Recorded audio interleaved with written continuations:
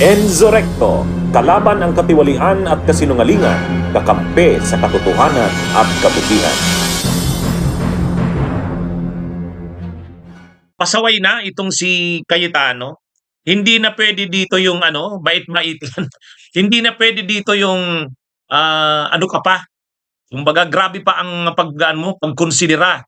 Ha? Ano na ito mga kabunyog, ibang klase na talaga. Kaya dapat makita na rin yung aksyon ng liderato ni nila Sherwin Gatchalian. Ha? Ay si Cayetano mismo naglabas ng kanyang memo eh. Huwag daw kilalanin ang hearing ng Blue Ribbon. Oh.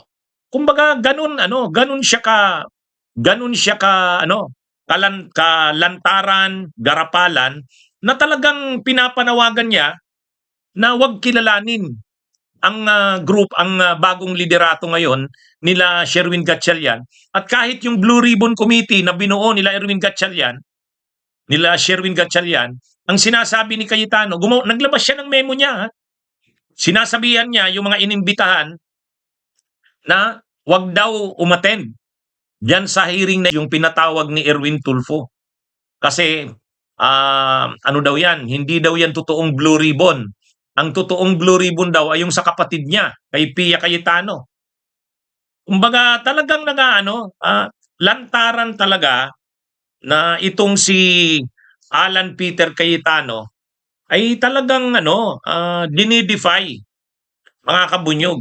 At sinasabihan niya talaga ang publiko na wag mag-cooperate sa mga activities or mga ginagawa ng grupo nila Sherwin Gatchalian, yung committee ni Erwin Tulfo. Wala, sinasabi ni Alan Peter Cayetano, wag kilalanin 'yan.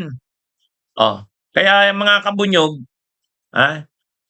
dapat sa party nila Sherwin Gatchalian, bilang siya na ngayon ang leader ng Senado, kailangan may makita ng aksyon. Kung kailangan niyang kasuhan, disiplinahin. Actually, ang dami ng grounds para disiplinahin si Cayetano. Simula pa nung May 11 nang maging Senate President yan. Magulo na ang Senado simula nung May 11. Tapos yung putukan noong May 13, ang daming ebidensya na hindi naman totoo na pinasok ng NBI ang Senado. Sino ngayon ang nag-order kay Aplaska na magpaputok? Si Cayetano ang lumalabas na nag-order. May mga ebidensya niyan. At pagkatapos, sino ang nag-order sa mga kasamahan niya na mga senador na wag umattend sa mga sessions ng Senado? Actually, nakadalawang schedule ng sessions, hindi sinisipot ng mayorya. Sino ang nag-order nun? Si Cayetano. Yun, mali yun. Tulad ng pinaliwanag ni Chis Escudero, sabi niya, kaya siya lumipat na sa grupo nila Tito Soto kasi pangatlo ng araw na walang session ang Senado, bawal yun. Hindi pwede yun, unconstitutional yun. Ngayon, kung kahit nga si Chis Escudero, nakasamahan niya, ay nagsasabi na mali talaga yung ginawa na yun. Tapos ngayon pa, hindi na naman lantarang dinidefy, lantaran sa publiko na nanawagan si Cayetano na wag sundin, wag mag-cooperate dito sa liderato nila Cayetano ay nila Gatchalian. Ano na ito? Kumbaga mga kabunyog, mga kababayan, kailangan na ring kumprontahin yan. Nung nakaraang araw, nag-hearing yung Blue Ribbon ni Pia Cayetano, okay lang yon, pinagbigyan na nila Gatchalian. Pero, kumbaga, okay, pagbigyan yung na yon, pero kung hanggang ngayon ay hindi pa rin tumitigil si Cayetano, mukhang kailangan na nilang may maipakita dyan. May kailangan nilang ipakitang aksyon dyan. Kung hindi, titingnan sila bilang malamya. Titingnan sila bilang malamya. Kaya dapat sa part ni Sherwin Gatchalian, makita na decisive siya. Hindi naman kailangang maging bastos siya.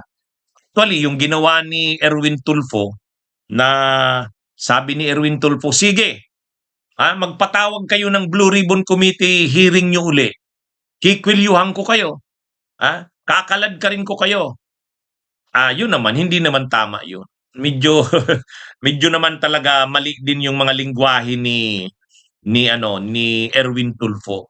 Saka hindi niya naman pwedeng gawin yun kwilyuhan, kalad ka rin, ay medyo, anyway, nagsorry na rin si Erwin Tulfo. Pero, mali yung ganon na sinasabi ni Erwin Tulfo, pero mali din na maging malambot ka, na hayaan mo lang si Cayetano sa mga pinagsasabit ginagawa niya. Dapat may gawin na. Dapat may gawin na. Kung kailangan kasuhan yan ng sedition, kung kailangan kasuhan yan ng sa Ethics Committee, actually may na-file ng reklamo sa kanya sa Ethics Committee. Ang alam ko, estudyante yata yung nag-file na yun eh. Yun, pwede nang magsimula doon. May mga may naka-file na ethics complaint kay Cayetano. O bakit hindi na kaagad umaksyon ang Ethics Committee sa ilalim ng liderato ni Gatchalian? May Ethics Committee na sila eh.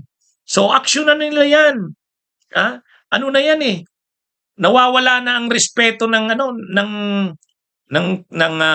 taong bayan sa Senado.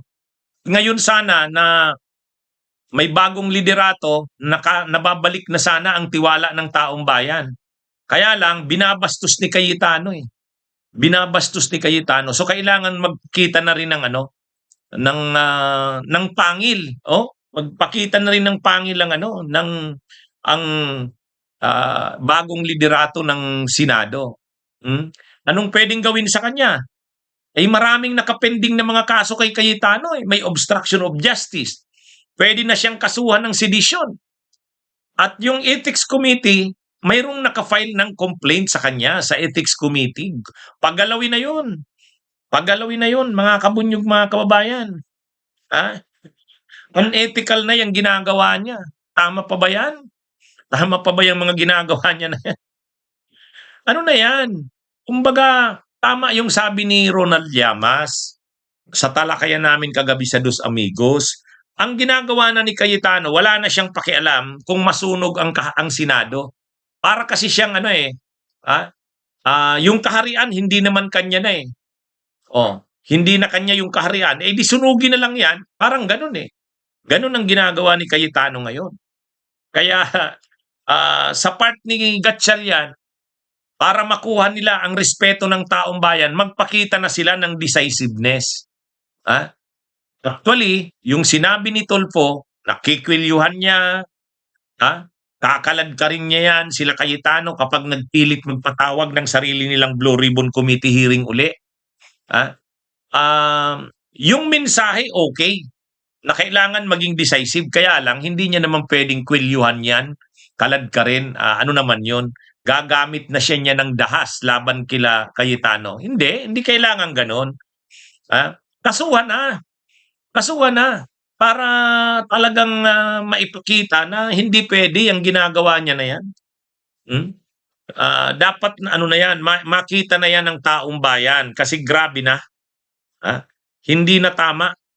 Bunyog, halikan na kasama ka. Bunyog, kapag buklod ay may pag-asa. Luzon, Visayas, Mindanao, isa ang pananaw. Sa bagong Pilipinas ang bunyog isisigaw.